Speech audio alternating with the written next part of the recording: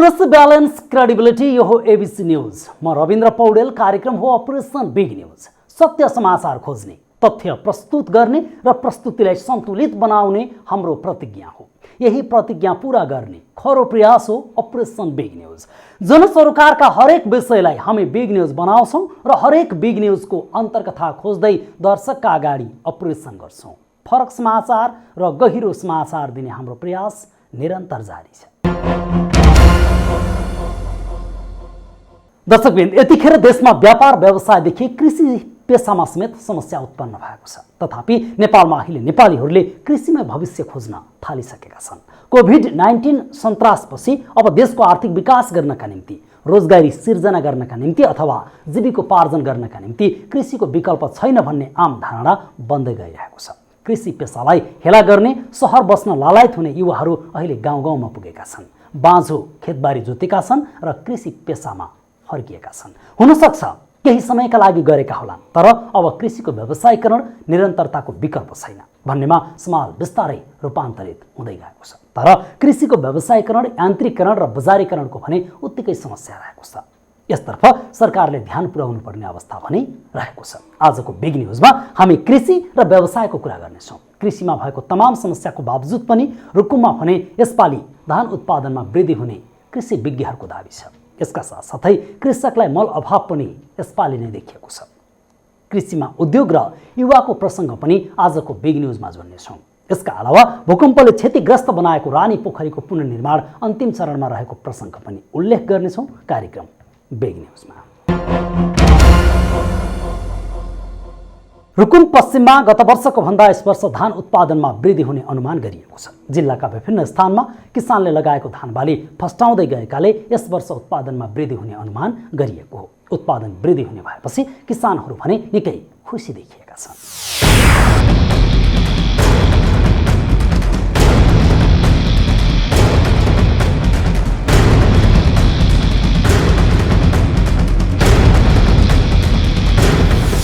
रुकुम पश्चिममा यस वर्ष किसानहरूले खेतीबालीमा लगाएको धान बाली उत्पादनमा वृद्धि हुने अनुमान गरिएको छ।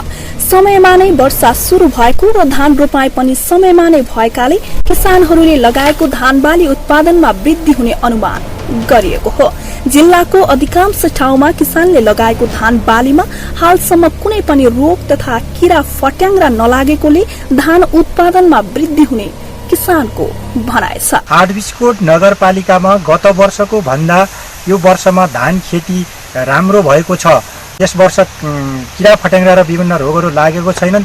तसर्थ यो वर्ष धान खेती राम्रो भएको छ र हामी कृषकहरू खुसी छौँ। जिल्लाको चौरजहारी, आठबिसकोट, सानीफेरी, त्रिवेणी, मुसिकोट र बाँचकोट नगरपालिका र गाउँपालिका अन्तर्गतका विभिन्न स्थानमा लगाएको धान बाली उत्पादन राम्रो हुने गर्दछ। यस वर्ष जिल्लाका किसानले लगाएको धान बाली फस्टाउँदै गएकाले गत वर्ष भन्दा यो वर्ष धान उत्पादनमा वृद्धि हुने कृषि विकास कार्यालय रुकुम पश्चिमले पनि अनुमान गरेको छ।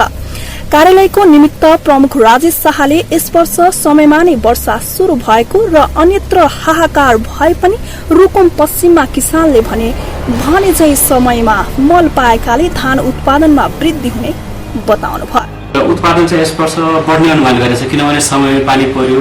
त्यसपछि मलहरूको पनि किसानले राम्रै व्यवस्था भयो, किन कतै केही नपाएको भनेर गुनासो आएन र रोग किराको पनि त्यति प्रकोप नदेखिएको हुनाले यस वर्ष धानको उत्पादन बढ्ने अनुमान गरेको छ। 3 नगरपालिका र 3 गाउँपालिका रहेको रुकुम पश्चिममा रहेको 3048 हेक्टर क्षेत्रफल जमिनमा धान खेती गरिँदै आएको छ। गत वर्ष जिल्लामा 9473 मेट्रिक टन धान उत्पादन भएको थियो भने कृषि विकास कार्यालयका अनुसार यस वर्ष 9700 मेट्रिक टन धान उत्पादन हुने अनुमान गरिएको छ।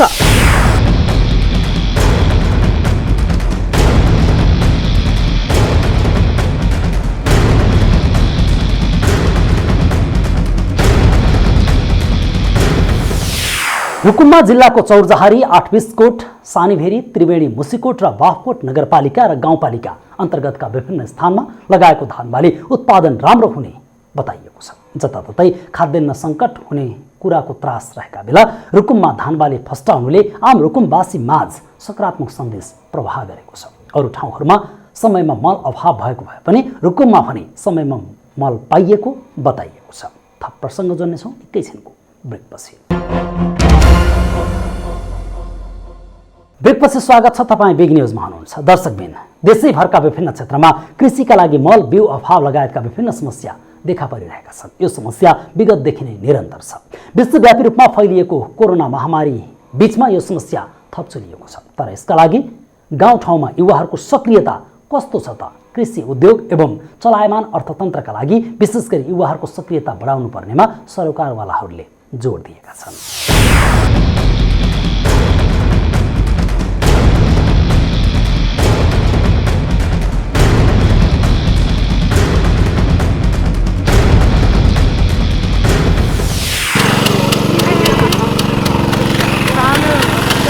कृषि क्षेत्रमा विगतदेखि नै विभिन्न समस्या देखा पर्दै आइरहेका छन्। कृषि उपजका अत्यावश्यक मल, जल, सिँचाइ र जनशक्तिको समस्या एकातिर छ भने कृषि क्षेत्र उकास्नको लागि तय गरिएका नीति नियम र संरचनागत समस्या अर्कोतिर छ। विशेष गरी युवाहरूको सक्रियता बन्न नसकेका कारण पनि कृषि क्षेत्रको समस्या 20 हुन नसकेको हो। वर्षेनी मल अभाव हुँदा पनि स्वदेशमै मल उद्योग खोल्नेतर्फ कसैको ध्यान गएको छैन। त्यसो त विगत 10-15 वर्षदेखि देशमा कुनै पनि ठूलो उद्योग आउन सकेको छैन। ऊर्जा क्षेत्रमा विद्युत उत्पादन वृद्धि हुँदै गइरहेको छ। यो अवस्थामा तत्काल एउटा राम्रो 100-150 मेगावाट विद्युत खपत हुने युरिया मलको उद्योग खोल्न आवश्यक छ। तर यसतर्फ सम्बन्धित कसैको ध्यान गएको देखिँदैन। अब हामीका मल छैन, किसान र सबै हाहाकार भएका छन् हैन। धान रोपेको बेलामा पनि मल छैन, बीचमा चाहिँ गोड मिल गरेर पनि मल छैन हैन त। अनि यस्तो सिचुएसन चाहिँ हामीलाई हरेक वर्ष साल बसाले आइरहेछन्, त्यही पनि हामी प्रिपरेसन केही गर्दैनौँ हैन। अब मलाई एउटा कुरा भनौँ न, एउटा युरियाको मलको फ्याक्ट्री नेपालमा लगाउने हो भने त्यसले कमसेकम केही नभए पनि 100-150 मेगावाट चाहिँ उसले खाइदिन्छ मलाई लागेको हैन। त्यो साइजको त्यो पनि सोच्ने बेला भयो कि त्यो कुरा हामी गरिरहेका छैनौँ। अब मलाई सानो सानो एउटा इन्डस्ट्री एरियाको छन्, त्यसमा मैले 50 करोड रुपियाँ पैसा दियो भने उसले बढी पैसा हुन्छन् हैन। त्यो 50 करोड हामीले लगाउने इन्डस्ट्री पनि धेरै ठुलो भयो।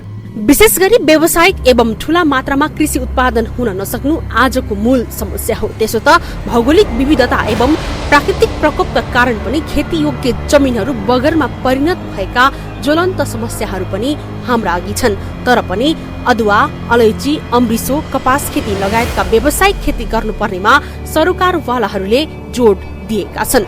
कपास खेती जसबाट सुती उनका कपडा, घरबुना कपडा उत्पादन हुन्छ, तर अहिले हामी चाइनिज, अमेरिकन र इन्डियन कपडाहरू लाएर फुर्ती गरिरहेका छौँ। विदेशकै तरकारी किनेर खाइरहेका छौँ। चुरे पहाडको संरक्षण हुन सकेको छैन। महाभारत बगाउने डर छ। महाभारत बग्यो भने हिमालय पर्वत पनि बग्नेछ। जडीबुटी र सञ्जीवनीहरूको संरक्षण गर्न सकिएको छैन। मेचीदेखि महाकालीसम्मै ठूला कृषि उद्योग गर्नतर्फ विशेष गरी युवाहरूको ध्यान जानु पर्दछ। र यो जुन समतल मैदान छ, यो मैदानबाट ठुल्ठुला हामी उद्योग चलाउन सक्छौँ। यहाँ सिँचाइ गरेर हामी चाहिँ के अरे नहरहरू ल्याएर ठुला चाहिँ के अरे कृषिको ठुलो उद्योग गर्न सक्छौँ। महाभारत एरियामा त्यसरी नै के अरे चाहिँ हामी ऊनका कपडाहरू, सुतीका कपडाहरू का उद्योगहरू सञ्चालन गर्न सक्छौँ। बाख्रा पालन, भेडा पालन, पशुपालन गर्न सक्छौँ, माछा पालन गर्न सक्छौँ। जनताको हितका लागि, राष्ट्रका हितका लागि हामीले सदुपयोग गर्न सक्नुपर्छ। कृषिका लागि बैंक तथा वित्तीय संस्थाहरूले पनि सहुलियतपूर्ण कर्जा उपलब्ध गराउने बताउँदै आएको छ। तर यसका लागि 2-4 जना जान्ने बुझ्नेका आसेपासेले बाहेक वास्तवमै भन्ने हो भने किसानका छोरा छोरीको ध्यान गएकै छैन भन्दा फरक नपर्ला। एक त यस्ता सूचनाहरू बारे नै उनीहरू अनभिज्ञ नै छन्। पढेपछि किसान बन्न हुँदैन भन्ने सोच कृषि क्षेत्रको विकासका लागि ठूलो तगारो बनिरहेको छ।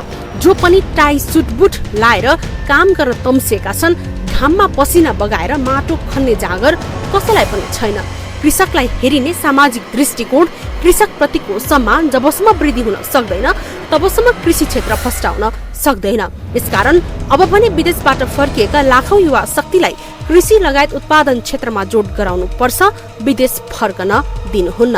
जबसम्म हामी कहाँ म कृषक भनेपछि समाजले हेर्ने दृष्टिकोण चाहिँ त्यो टाई सुट टाई लाउने भन्दा चाहिँ त्यो इन्फेरियर क्वालिटीको छ भन्ने जबसम्म फिल हुन्छ तबसम्म चाहिँ कृषि हामी कहाँ चाहिँ फस्टाउँदैन जस्तो लाग्छ कि तपाईँले पढ्नुहुन्छ ब्याचलर्स पास गर्यो भने तपाईँले अब कृषक बन्नु हुँदैन किनभने तपाईँले चाहिँ त्यसपछि ब्याङ्क वित्तीय संस्था इन्सुरेन्स कम्पनी र कि लोकसेवामा कि त अरूमा टाई लाएर भनौँ न कोटै लाएर अफिस जानुपर्ने भयो भने चाहिँ त्यो पढाइको सार भयो अन्यथा कृषि गर्ने हो वा अरू प्रोफेसनमा लाग्ने हो भने तपाईँले पढेको काम छैन भन्ने माइन्डसेट जुन छ हाम्रो त्यो माइन्डसेट चेन्ज नभएसम्म चाहिँ हामीले कृषिमा आत्मनिर्भर चाहिँ बन्छौँ भनेर हुँदैन होला कसरी च्यानलाइज गरेर त्यसलाई प्रोडक्टिभ युज गरेर चाहिँ हाम्रो देशलाई कमसेकम अर्को आउने पुस्ताले चाहिँ विदेशमा काम गर्न जान नपरोस् र विदेशमा काम गर्नेहरूबाट चाहिँ विदेशको मान्छेहरूबाट हामी कहाँ देशमा काम गर्न आउने वातावरण बनाउन सकोस् भन्ने न हो। कृषि क्षेत्रमा देखिएका यी विविध समस्याका कारण वास्तविक किसानहरू भने सधैँ मारमा परिरहेका छन्। किसान मात्र होइन, यसले राष्ट्रिय अन्तर्राष्ट्रिय रूपमै हामीलाई परनिर्भर बनाइरहेको छ। कृषि क्षेत्रमा देखिएका प्रदूषणका कारण बाली नाली उत्पादन र प्राकृतिक रूपमै पनि विभिन्न समस्याहरू देखिन थालेको छ। अब हामी अहिले किसानहरूलाई साह्रै नै मर्का छ। अब यो प्लटिङहरूले जग्गा अव्यवस्थित प्लटिङ हुने गर्नाले धान उत्पादन गर्ने जग्गाहरू घट्दै गइरहेको छ। त्यसमाथि अब अव्यवस्थित घर निर्माणले डुबानको समस्या, धानहरू रोप्दा पनि डुबेर कुहिने समस्या आइरहेको छ। त्यस्तै अब बिउ र मलको पनि उचित व्यवस्था हुन नसक्दा महँगो मूल्य तिरेर बिउ र मल किन्नुपर्ने अवस्था रहेको छ। धान त आफूले गरे अनुसार मेहनतको राम्रै छ के मल बिउ पाउने बेला त बिउ पाउने बेला नि पाइन्न गतिलो। यहीँको लोकल बिउ बेचेर त्यति राम्रो वहीँको हाइब्रिड बिउ भनेर अब ल्याएर रोपिन्छ। मल खोज्ने बेला नै 20 रुपियाँका मललाई 50 रुपियाँ हालेर ल्याएर राखेको एकपटक। अब फेरि अब कति पर्ने हो, आएको नि छैन, सहकारीमा गएको छैन भन्छन् 6-7 पटक जाँदा। फर्कियो जुन कोभिड-19 को महामारीको कारण जसरी विदेशमा गएका युवाहरू जनशक्तिहरू जसरी नेपाल फर्किनु भएको छ, उहाँ आफ्नो जिल्लामा जानुभएको छ, आफ्नो गाउँमा जानुभएको छ। हिजोको बाँझो जग्गाहरू अहिले खेती गर्न उहाँहरूले विभिन्न खेती गर्न सुरुवात गर्नुभएको छ। सङ्घ प्रदेशले पनि कृषिलाई जोड दिएको छ, स्थानीय तहले पनि जोड दिएको छ। यस अर्थमा नि तुलनात्मक रूपमा विगतमा भन्दा अहिले केही उत्पादन होइन खाद्यान्नमा केही उत्पादन बढी वृद्धि हुन सक्ने सम्भावनाहरू हामीले चाहिँ देख्न सक्छौँ। आज हामी आफै पनि समीक्षा गरौँ। आज एक घर बराबर कृषि उत्पादनमा दैनिक कति समय र पैसा लगानी गरिएको छ। आज हामी स्मार्टफोन, कम्प्युटर र अन्य विलासिताका सामानमा बढ्ता खर्च गरिरहेका छौँ। यसले पनि कृषि क्षेत्रको प्रतिफल ऋणात्मक आउनु स्वाभाविक पनि हो। यसर्थ आजको दिनमा साँच्चै नै कृषि क्षेत्रलाई सुधार गर्ने हो भने यो क्षेत्रमा पनि दक्ष युवा जनशक्तिको सहभागिता बढ्न आवश्यक छ। क्यामेरा पर्सन ध्रुव अधिकारीका साथमा एबीसी रिपोर्टर सपना धामी, काठमाडौँ।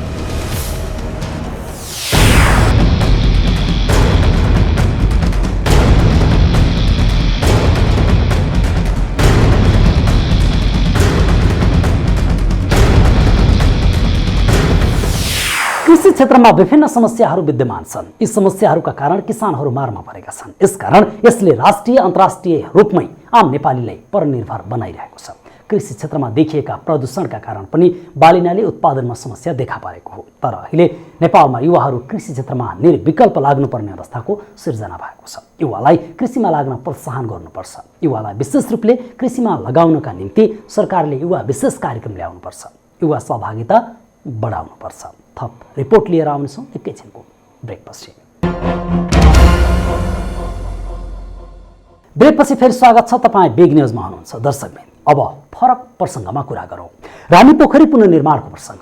रानीपोखरी पुनर्निर्माणको काम तीव्र गतिमा अघि बढेको छ। यो सुखद पक्ष हो। 2072 सालको भूकम्पले पूर्ण रूपमा क्षति पुर्याएको रानीपोखरी पुनः ग्रन्थकोट शैलीमा पुनर्निर्माण भएको छ। प्रताप मल्लको पालामा निर्माण भएको रानीपोखरी जङ्गबहादुरको पालामा पुनः गम्बुज शैलीमा पुनर्निर्माण भएको थियो। ढिलै भए पनि पुरातात्विक रानीपोखरीले पुनर्जीवन पाएकोमा वास्तुविद तथा सम्पदा प्रेमीहरू निकै खुसी भएका छन्।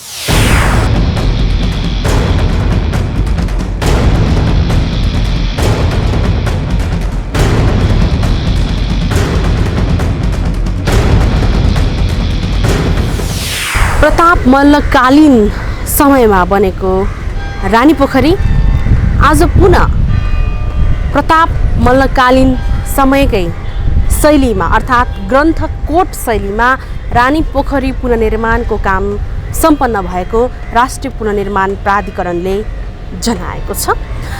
त्यसो त जङ्गबहादुरको पालामा रानी पोखरी गुम्बज शैलीमा पुनर्निर्माण भएको थियो, तर विक्रमसम्वत 2072 सालको विनाशकारी भूकम्पले क्षतिग्रस्त बनाए पश्चात रानी पोखरी पुनर्निर्माणको विषयमा विभिन्न छलफल बहस र विवादहरू भए।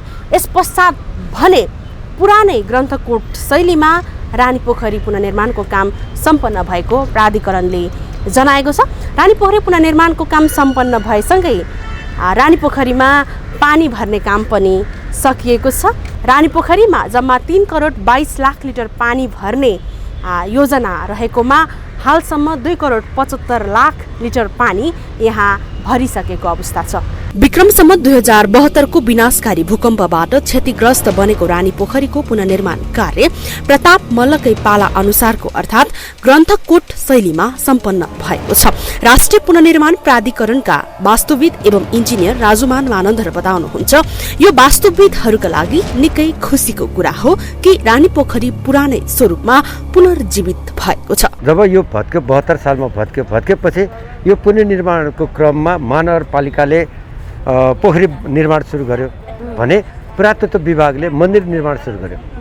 जब यो दुईटै कुरा निर्माण सुरु गर्दा दुवैजनाले आधुनिक शैलीमा भनौँ आधुनिक निर्माण सामग्रीहरू प्रयोग गरेर निर्माण सुरु गर्दै जसको ठुलो जनविरोध भयो, जसले गर्दा यो मुद्दा मामिला भई अदालतसम्म पनि पुग्यो। यसले धेरै समय व्यतीत भयो र पुनर्निर्माणको काममा ठुलो डिस्टर्ब भयो।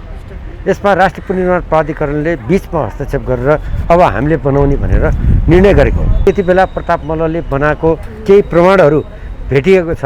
त्यसमा पर्सियाको राजकुमार आउँदा राजकुमारसँग आउँदा पेन्टरले एउटा स्केच गरेको आधार, केही लेखहरूको आधार इत्यादि, अनि प्रताप मल्लले बनाएको स्वयम्भूको 2टा मन्दिर प्रतापपुर र अनन्तपुर मन्दिरको आधार इत्यादि सम्पूर्णलाई लिएर अब ग्रन्थकोट शैलीमा नै निर्माण गर्ने भन्ने यो त हाम्रो लागि खुसीको कुरा हो। किनभने जुन पहिला जङ्गबहादुरले हटाएको होइन, त्यसपछि आएर जुद्ध शमशेरले बनाएको यो सम्पूर्ण कुराहरू अब हट्यो। अब ओरिजिनल जे छ, यसको मौलिक जे छ त्यसैमा आयौँ हामी। त्यो त धेरै खुसीको कुरा, राम्रोको कुरा हो।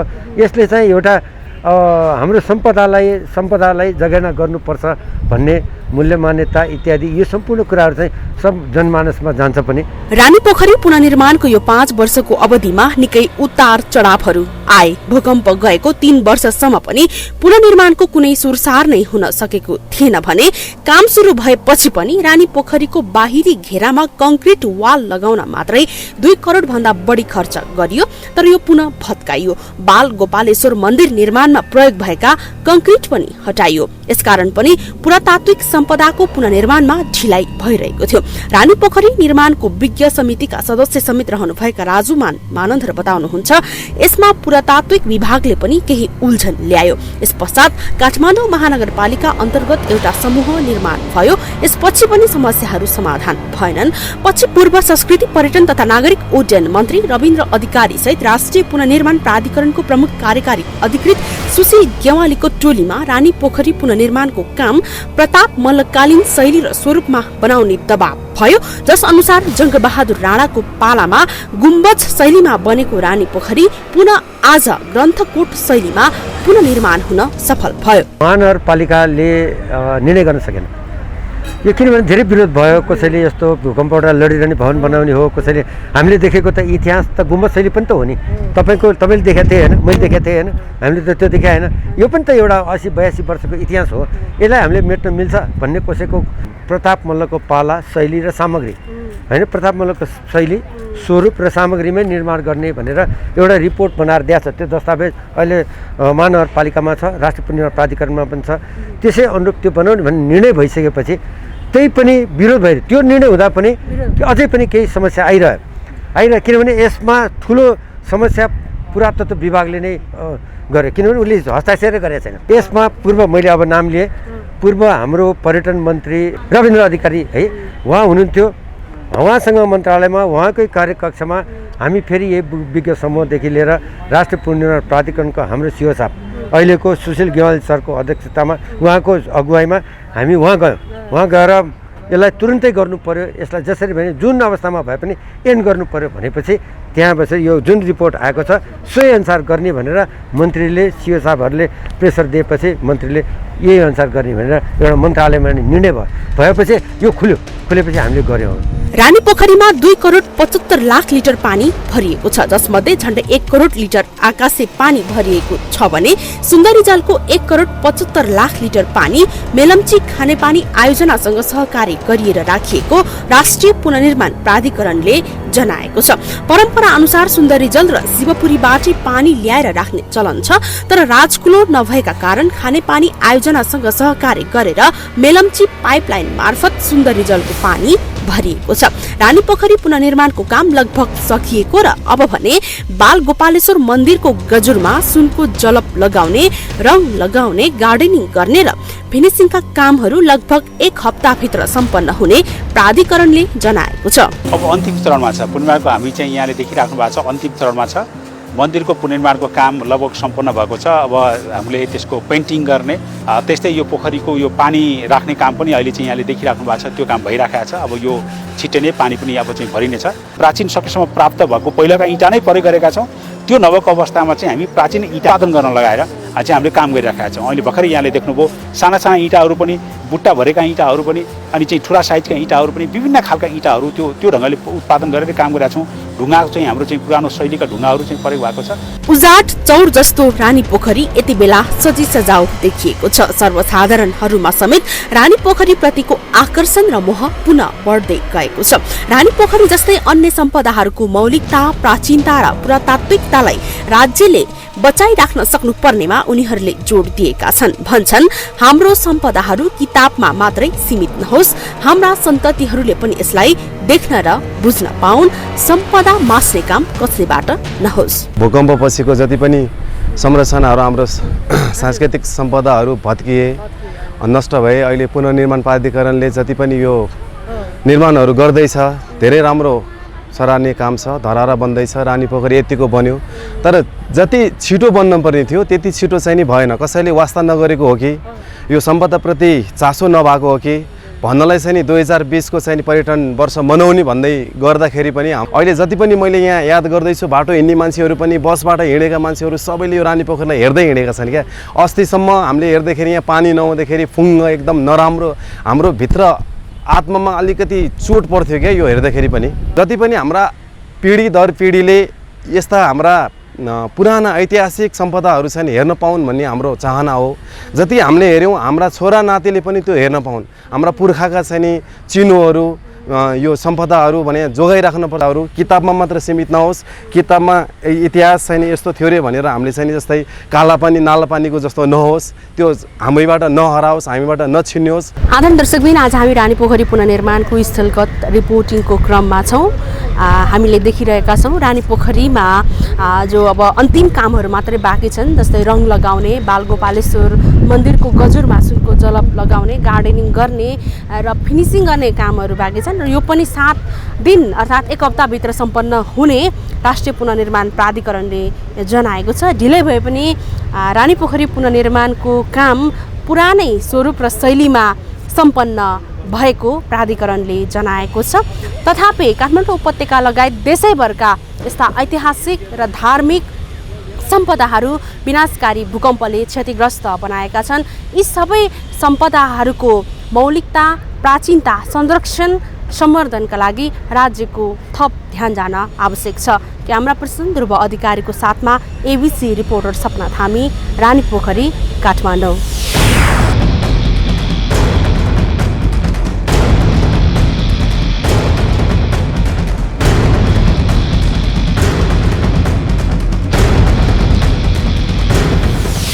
कयौं ऐतिहासिक, धार्मिक, सांस्कृतिक तथा पुरातात्विक सम्पदाहरू लोप हुने अवस्थामा पुगेका छन्। कति त 2072 सालको भूकम्पपछि ध्वस्त भएका हुन्।